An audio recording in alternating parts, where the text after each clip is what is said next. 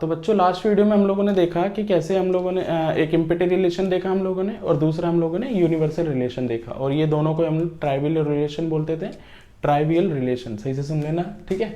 चलो तो अब आज हम लोग देखने जा रहे हैं क्या रिलेशन फंक्शन में अगला टाइप्स ऑफ रिलेशन, कि रिलेशन कितने टाइप का होता है, ठीक है।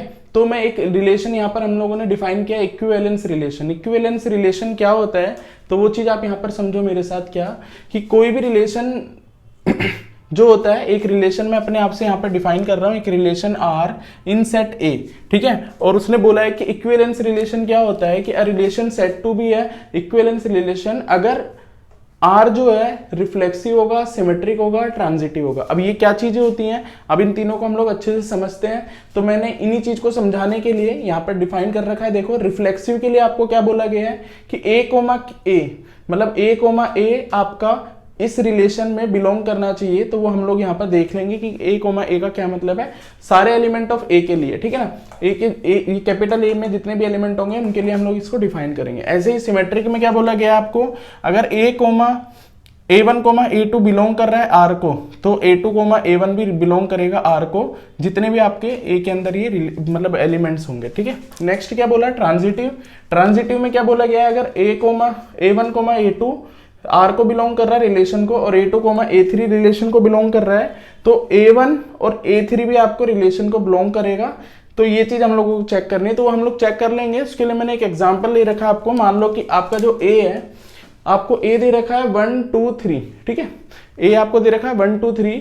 तो रिलेशन ऑन A का क्या मतलब होता है, रिलेशन ऑन A का मतलब होता है कि आप A क्रॉस A बताओ यहाँ पर। तो A क्रॉस A मैंने यहाँ पे डिफाइन कर रखा है, देखो जरा मेरे साथ। A क्रॉस A करोगे तो 1 2 3 1 2 3 हमारा आ जाएगा। अब ढंग से समझना है यहाँ पर, इसका 1 के साथ 2, 1 के साथ 3, ऐसे 2 के साथ 1, 2 के साथ 2, 2 के साथ 3, ऐसे हम लोगों ने यहाँ पर डिफाइन कर दिया है पूरा रिलेशन A क्रॉस A।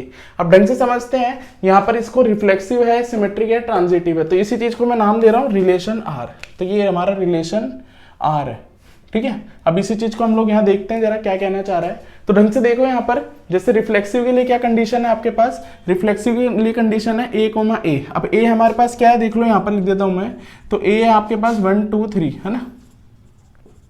तो क्या 1 कोमा 1 बिलोंग करता है A को, R को, 2 कोमा 2 बिलोंग करता है R को, और 3 कोमा 3 बिलोंग करता है R को। देखो यहाँ पर, तो ये रहा हमारा R देखो यहाँ पर 1 कोमा 1 भी है, 2 कोमा 2 भी है, और 3 कोमा 3 भी है।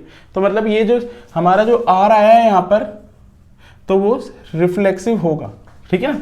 तो ये रिफ्लेक्सिव होगा, इस बात को वो सेटिस्फाई कर रहा है, तो इसी का मतलब रिफ्लेक्सिव होता है। अब सिमेट्रिक की बात समझते हैं हम लोग। तो हमारे पास ये 1 कोमा 2 है। अब देखिए समझे यहाँ पर, क्या 1 कोमा 2 अगर बिलोंग करता है R को, समझना है यहाँ पर, this implies that 2 comma is also belonging to R। True और फॉल्स, तो ये ट्रू होगा। आप देख सकते हो यहाँ पर 1 कोमा 2 R को बिलोंग कर रहा है, तो 2 कोमा 1 भी इसी R को बिलोंग करता है। ऐसे कोई भी एलिमेंट आप ले सकते हो, 3 कोमा 2, 3 कोमा 2, 2 कोमा 3, ये सब इसके अंदर आ रहे हैं। तो आप इसको कह सकते हो इट इज सिमेट्रिक आल्सो, ठीक है ना। तो ये सिमेट्रिक भी कहला जाएगा जो भी रिलेशन हमने डिफाइन करा है। ये जरूरी नहीं है कि सारे रिलेशन ऐसे हों, बट हम लोग अभी यहाँ पर एक इक्विवेलेंस रिलेशन को डिफाइन कर रहे हैं जो ये तीनों बातों को सेटिस्फाई करता है। अब लास्ट देख लो, आप ट्रांजिटिव की बात कर रहे हैं हम लोग। तो A कोमा 2, है ना, A1 कोमा A2। तो मैं यहाँ पर कोई भी एक एलिमेंट ले लेता हूँ, 1 कोमा 3 ले लेता हूँ। चलो समझो यहाँ पर 1 comma 3 belongs to R, and जहां से ये खत्म होता है वहीं से ये स्टार्ट होना चाहिए। तो 3 कोमा इसको ले लो आप, 3 कोमा 2 ले लो। चलो 3 comma 2 belongs to R। This implies that, ये हटा दो आप, A2 हटा दो, तो बचा गया A1 A3। तो A1 A3 मतलब 1 comma 2 is also belonging to R। तो यहाँ पर देखो 1 कोमा 2 भी इसके अंदर है। ऐसे कोई भी दो एलिमेंट आप ये लोगे, ऐसा कुछ लेना है जो यहाँ से खत्म हो और यहीं से ये शुरू हो, फिर जो फर्स्ट और थर्ड होगा वो इसके रिलेशन के अंदर आना चाहिए। तो ये चीज हमारी ट्रांजिटिव को डिफाइन करती है। तो ये सारी चीजें होती है आपकी एक रिलेशन में। अब हम लोग एग्जांपल देखेंगे उसके कि कैसे हम लोग उनको सॉल्व करेंगे। इन्हीं चीज को समझ के रिफ्लेक्सिव, सिमेट्रिक और ट्रांजिटिव, और उसको सोच के हम लोग ये बताएंगे कि इक्विवेलेंस रिलेशन होता क्या है, ठीक है। तो आप इसका स्क्रीनशॉट ले लो। हाँ, तो अब लोग हम एग्जाम्पल देख रहे हैं, जरा इक्विवेलेंस रिलेशन के ऊपर हम लोग एग्जाम्पल देख रहे हैं। आ जाओ चलो अब हम लोग देखते हैं। तो देखो पहला एग्जाम्पल आपको क्या दे रखा है, let T be the set of all triangles in a plane with R a relation in T given by, relation हमारे को दे दिया, टी हमारा सारे ट्राइंगल्स जो प्लेन पर होंगे सब मतलब जैसे इक्विलेटरल ट्राइंगल हो गया, आइसोसेलेस ट्राइंगल हो गया और स्केलिन ट्राइंगल हो गया, सारे टाइप के राइट एंगल ट्राइंगल हो गया, सारे टाइप के ट्राइंगल का प्लेन ये सेट है हमारा टी, जिसमें से आर हमको एक रिलेशन डिफाइन करके दे दिया। क्या आर जो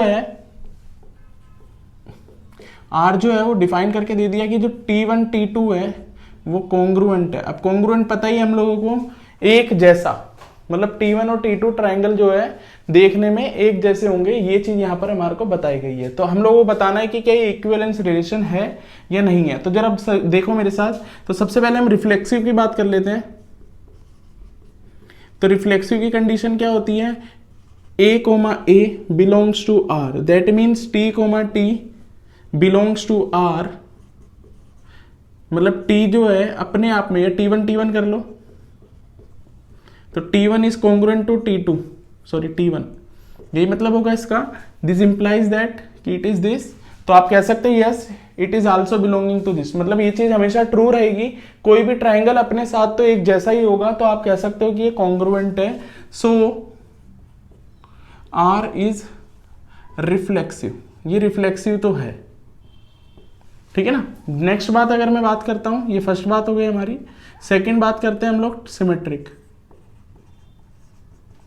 तो सिमेट्रिक की क्या कंडीशन होती है कि A, अच्छा सही से लिखेंगे वैसे, T1, T2 belongs to R, क्या मतलब है इसका कि T1 is congruent to T2, मतलब T1 T2 के कॉन्ग्रुएंट होगा। दिस इंप्लाइज दैट, मैं ये कह सकता हूं यहां पर कि T2 is also congruent to T1, भाई ये इसके बराबर है, एक जैसा ही तो होता है, तो ये भी इसके बराबर ही होगा। So T2, T1 is also belonging to R, है ना, तो R is symmetric also, R is symmetric also, ठीक है ना। अगर T1 T2 के कॉन्ग्रुएंट है तो T2 भी T1 के कॉन्ग्रुएंट ही होगा, तो ये बात हम लोग कह सकते हैं कि इट इज आल्सो सिमेट्रिक। अब आ जाते हैं तीसरी बात पे, ट्रांजिटिव की। अब ट्रांजिटिव को देखो, अब ट्रांजिटिव का क्या समझते हैं हम लोग, तो देखो T1 T2 के कॉन्ग्रुएंट है, हम लोगों को कंसीडर करना होता है, ठीक है ना। तो T1 T2 के कॉन्ग्रुएंट है और T2 T3 के कॉन्ग्रुएंट है ना। एक टाइप का इक्वलिटी आप कह सकते हो कि ये इसके इक्वल है, ठीक है।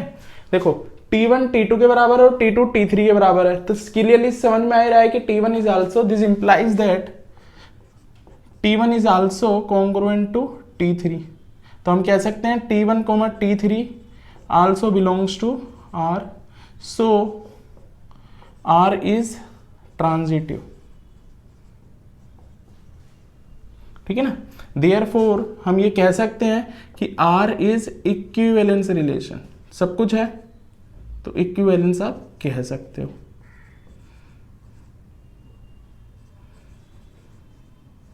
तो इक्विवेलेंस रिलेशन आपका R हो जाएगा।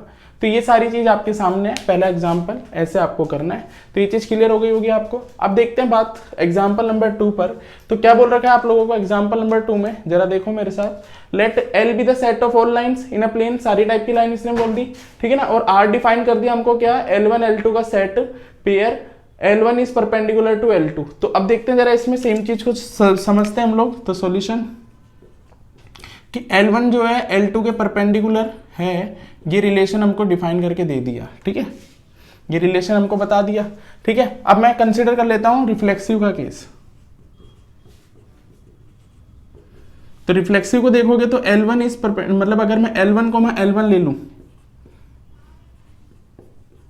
तो अगर ये रिलेशन में बोल दूं तो क्या हो जाएगा, L1 is perpendicular to L1। अब ढंग से समझना कि एक लाइन है आपके पास और दूसरी भी वही लाइन है, तो एक के ऊपर एक ही हो सकती है ना, तो ये कंसीडरेबल नहीं है, मतलब ये पॉसिबल नहीं है, तो ये R के अंदर बिलोंग नहीं करेगा, ठीक है ना। ऐसे सोच सकते हो दोबारा कि एक लाइन के ऊपर एक लाइन आ जाए, तो ऐसा कैसा पॉसिबल है कि ये परपेंडिकुलर हो, मतलब कोई लाइन अपने आप सेल्फ अपने आप के ऊपर कभी भी परपेंडिकुलर नहीं हो सकती, पैरेलल हो सकती है, कोलिनियर हो सकती है, एक ही बात है। तो ये हम कह सकते हैं नॉट रिफ्लेक्सिव, तो R इज नॉट रिफ्लेक्सिव,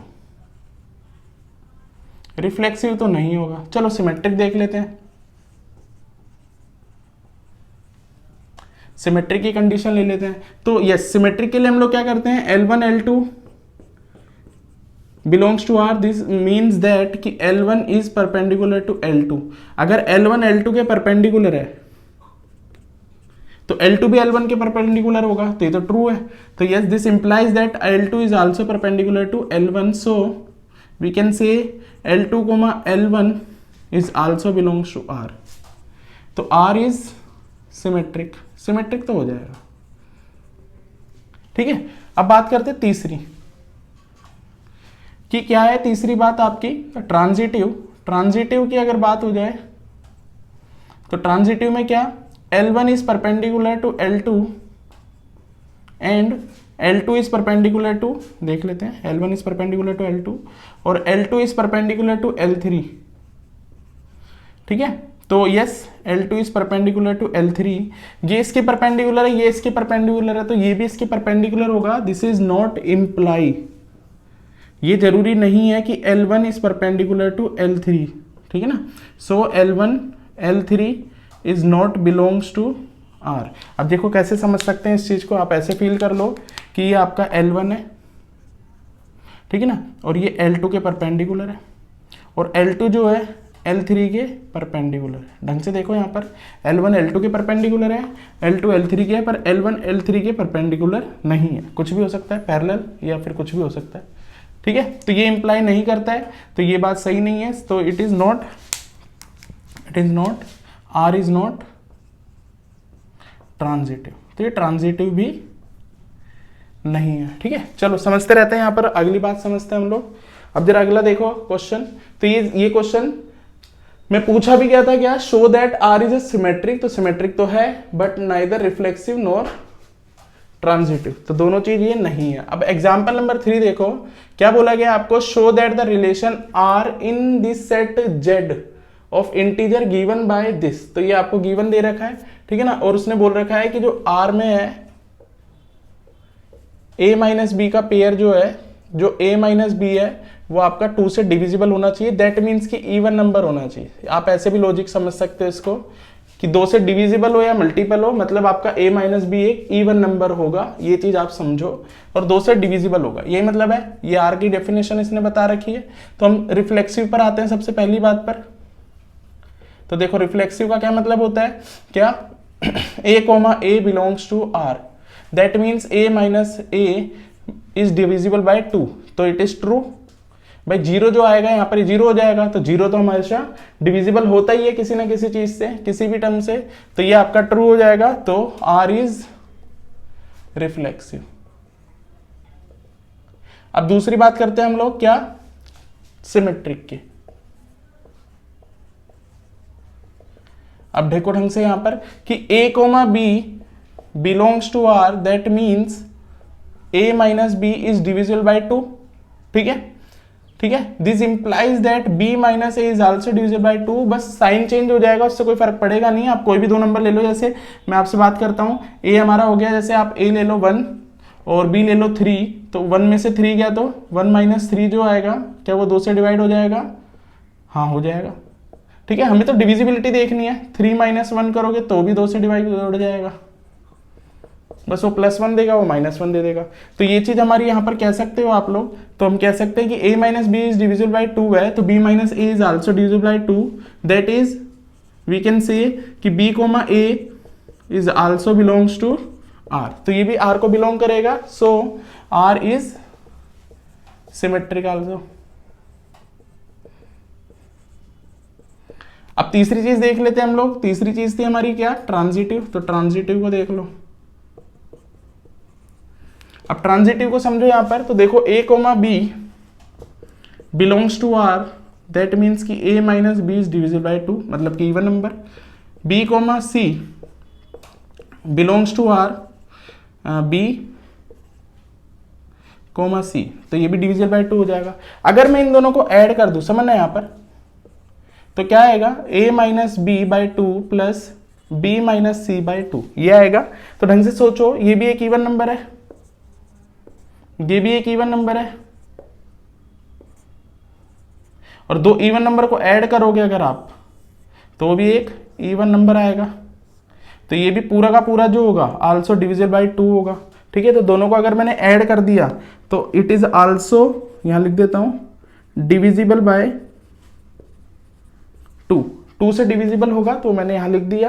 तो अब यहां पर देखोगे अगर कटोगे तो a minus b plus b minus c by 2, b से b कट गया, तो a minus c divisible by 2, तो this implies that b minus c is also divisible by 2, so b comma c is belongs to r, मतलब b comma c भी आपका r को belong कर जाएगा। तो आप यहां कह सकते हो कि r इज ट्रांजिटिव आल्सो। ठीक है, तो हम कह सकते हैं तो ये रिलेशन जो है आपका रिफ्लेक्सिव भी है, सिमेट्रिक भी है, ट्रांजिटिव भी है, तीनों चीज है, तो आप इसको इक्विवेलेंस रिलेशन कह सकते हो। तो ये आपके सामने एग्जांपल थे कुछ, तो मैंने आपको बता दिया, आप स्क्रीनशॉट ले सकते हो।